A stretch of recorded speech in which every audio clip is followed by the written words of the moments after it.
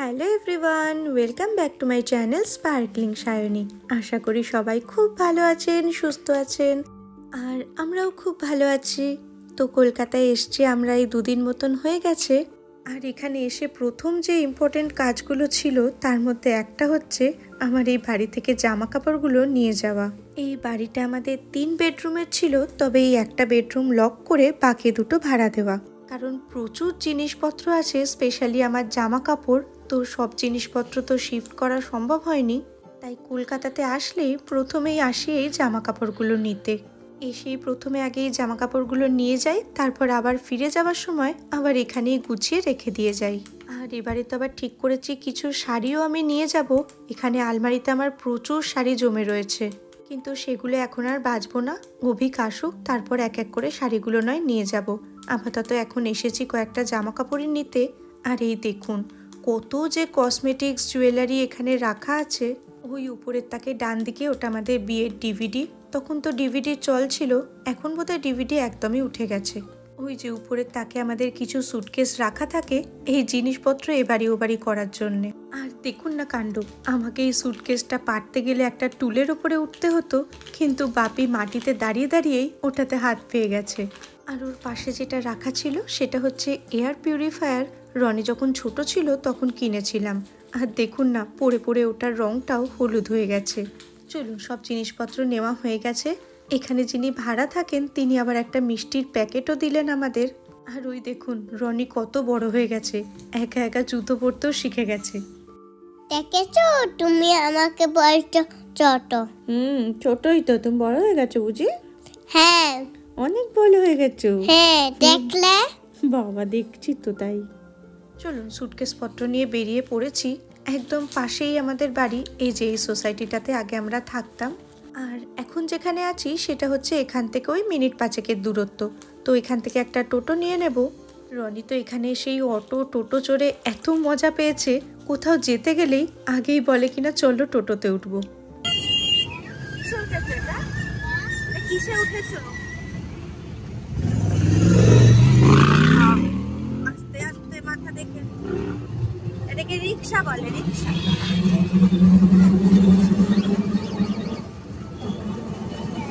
সকাল সকাল এসছিলাম এখানে, এবার ফিরে গিয়ে দুপুরের খাবারটা খাবো।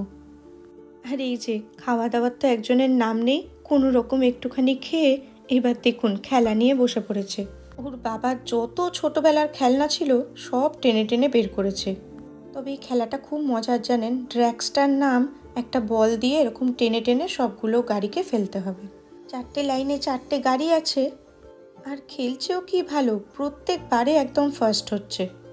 আর একা একা তো এই গেমটা খেলে কোনো মজা নেই, তাই উল্টো দিকে ঠাম্মিকেও বসিয়ে দিয়েছে। তবে খুব বেশিক্ষণ চলবে না, একটা খেলা ওই 5 মিনিট মতন, তারপরেই শুরু হয়ে যাবে ওর যত দুষ্টুমি।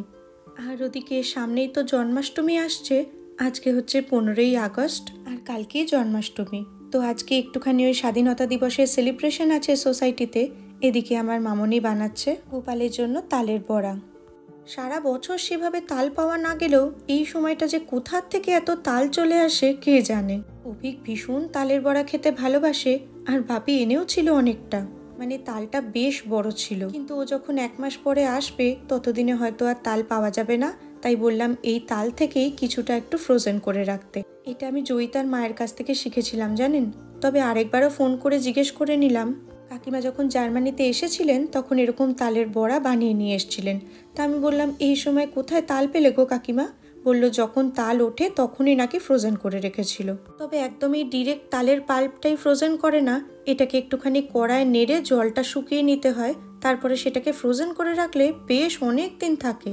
তো এই কিছুটা তালের পাল্প রেখে দেওয়া হয়েছে বাটিতে, ওটাকে পরে কড়ায় নেড়ে শুকনো করে ফ্রোজেন করে রাখা হবে। আর এদিকে বাকি তালটা দিয়ে বানানো হচ্ছে তালের বড়া। তালের ক্ষীরও হয়, তবে আমার এই তালের বড়াটাই বেশি ভালো লাগে।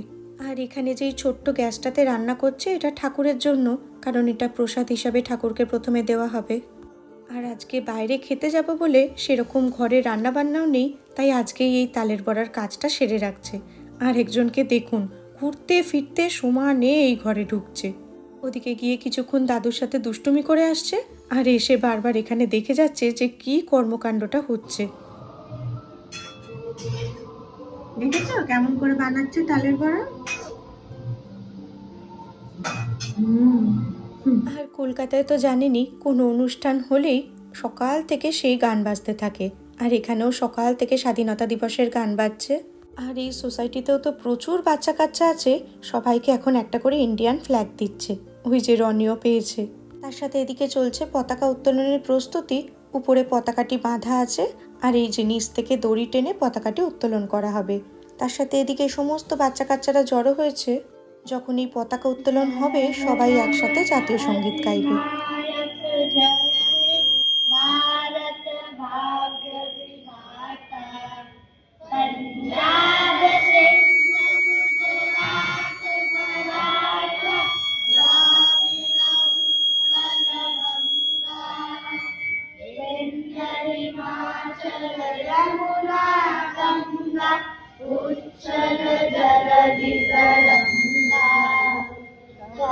शुभ नामे जाने तब शुभ आशीष मांगे गाए तब जय गाथा जन गण मंगल गायक भारत भाग्य विधाता जय हे जय हे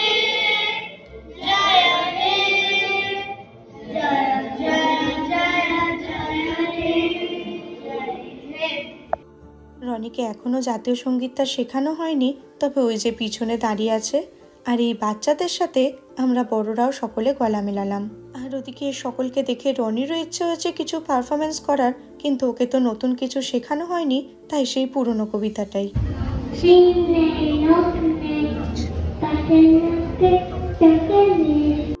আর এখানে এসেই ওর থেকে একটু ছোট একটা ওর বয়সী প্রায় বন্ধু পেয়েছিল, তার সাথে এখন গেছে পতাকা উড়িয়ে নাচ করতে। সারাক্ষণই তো স্বাধীনতার গান চলছেই, তো নাচ তো কিছু করছে না, ওই দাঁড়িয়ে দাঁড়িয়ে একটু হাত পা নাড়া। তবে এই গোটা সোসাইটিতে ওর সমবয়সী একজনই ছিল। আর এরপর আমরা সবাই মিলে এখন বেরিয়ে পড়েছি, যাচ্ছি একটু রেস্টুরেন্টে খেতে। আবার সেই টোটো করে। ও তো খুব মজা পেয়েছে। আসলে কদিন আগেই ছিল বাপি আর মামনির অ্যানিভার্সারি, তো আমরা ওখান থেকেই ঠিক করেছিলাম এখানে আসার পরই না হয় ট্রিটটা দেব। যদিও অভিকের আসতে 1 মাস দেরি আছে, তবুও অ্যানিভার্সারিটা তো অনেক পিছনে হয়ে যাবে তখন, তাই ভাবলাম এখনই চলে আসি। সবাই ওই স্বাধীনতা দিবসের জামা কাপড়ই পরে আছি। আর এই যে চিনার পার্কে নতুন খুলেছে সিমলা রেস্টুরেন্ট, এখানে নাকি বিরিয়ানিটা খুব ভালো। চলুন আজকে গিয়ে খেয়ে দেখি কেমন। স্বাধীনতা দিবস উপলক্ষে দেখুন কি সুন্দর গোটা রেস্টুরেন্টটাও সাজিয়েছে 3 রঙের বেলুন দিয়ে দিয়ে। এটাই একতলায় রেস্টুরেন্টটা, ঢুকেই আমরা জায়গা পেয়ে গেছি। চলুন গিয়ে দেখি মেনু কার্ডে কি কি আছে, তারপর এক এক করে অর্ডার দিই। ভালো বাচ্চা না মা, ইস মুখখানা করেছে দেখো একটা। ফার্স্টে ড্রিঙ্কসটা চলে এসছে। আমি নিয়েছি একটা ভার্জিন মহিতো, বাপি একটা ব্লু লেবুন, আর মামনি নিয়েছে একটা গন্ধরাজ ঘোল। ইস্তা করেছিস তুই। চলুন স্টার্টারটাও এসে গেছে। স্টার্টারে এদিকে অর্ডার করেছিলাম একটা ফিশ আইটেম আর একটা চিকেনের আইটেম, তবে কোনোটাই খুব একটা ঝাল ছিল না। রনি দেখছি বেশ ভালোই খেতে পারছে, তবে ওর খাবারের থেকে বেশি নজর ওই সসটার দিকে। গোটা 1 বাটি সসটা বোধহয় ওই শেষ করেছে জানেন। আর এই যে আমিও স্টার্টার খাচ্ছি, আর তারপরেই অর্ডার করেছিলাম বিরিয়ানি আর তার সাথে একটা চিকেনের আইটেম। বিরিয়ানিটা এত পরিমাণে দিয়েছিল আমরা খেয়ে তো শেষই করতে পারছিলাম না। আর মাটন বিরিয়ানি নিয়েছিলাম, মাটনের পিসগুলোও খুব ভালো ছিল আর বিরিয়ানির টেস্টটাও ভালোই ছিল। ওদিকে বাইরে বেরিয়েই দেখি ঝমঝম করে বৃষ্টি। আর রনির বুদ্ধি দেখুন, এই যে ছোট ছোট ছাতাগুলো, এই ছাতাতেই নাকি ওর বৃষ্টি আটকাবে। আমাদের সাথে ওই একটাই ছাতা ছিল, তাই বলছে এই 2টো ছাতা চলো আমরা দুজন মাথায় দিয়ে নিই। মানে কলকাতাতে পা দেওয়া মাত্র এত দুষ্টু বুদ্ধি হয়ে গেছে ওর মাথায়। আমি তোকে এখন থেকেই বলে রেখেছি, যেদিন জার্মানি যাবি সমস্ত দুষ্টু বুদ্ধিগুলো কলকাতায় রেখে দিয়ে যাবি।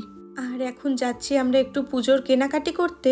রনির জন্য প্রচুর জামা কাপড় তো কিনেইছে ওর ঠাম্মি, কিন্তু মুশকিল হয়ে গেছে প্যান্টগুলো নিয়ে। প্যান্টের সাইজগুলো বুঝতে পারিনি, তাই চলুন এখন একসাথে গিয়ে আমরা প্যান্টটা কিনবো। আগে এই জায়গাটা ব্র্যান্ড ফ্যাক্টরি বলে একটা দোকান ছিল, সমস্ত ব্র্যান্ডের জামা কাপড় পাওয়া যেত, তবে ওটারই নাম পাল্টে এখন হয়ে গেছে ফ্যাশন ফ্যাক্টরি।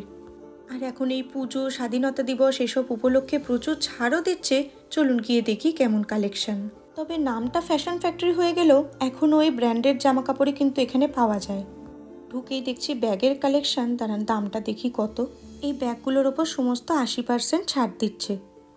আর এই দিকটাতে আছে বাচ্চাদের জামা কাপড়, একটু বোধহয় বড়োদেরও আছে। এই দেখুন, এই নীল জামাটা ওর জন্য কিনেছিল। তো জামাগুলো তো মোটামুটি সাইজ বললেই হয়ে যায়। এই নীলটা আর একটা কালো রঙের, দাঁড়ান খুঁজে পেলে দেখাবো।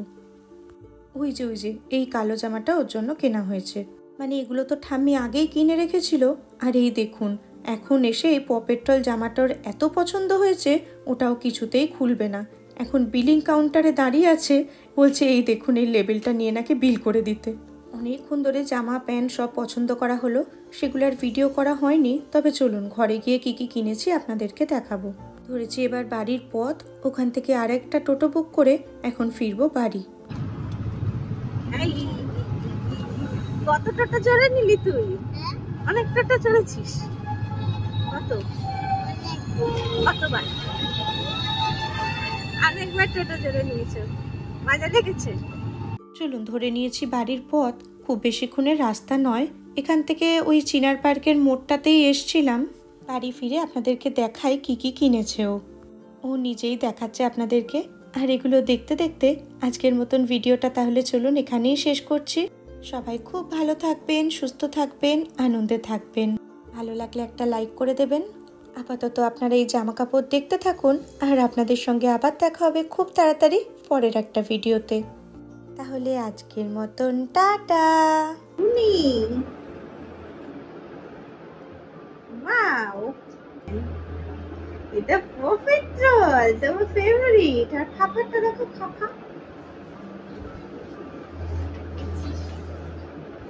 এই গরম করে ধরেছিস খাবারটা, ভালো করে ধর। এটা খাবার।